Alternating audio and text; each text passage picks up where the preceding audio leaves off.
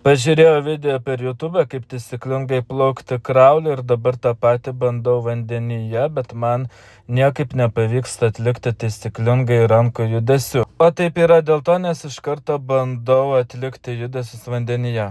Pirmiausia, prieš treniruotę reikėtų atlikti sausą plaukimą.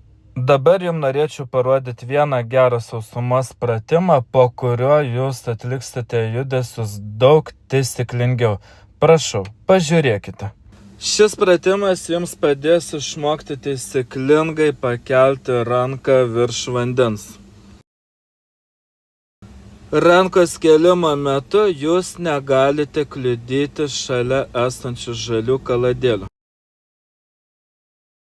Ir kad jums tai pavyktų, rankos kėlimo metu pradėsite sukti petį, kas yra labai svarbu.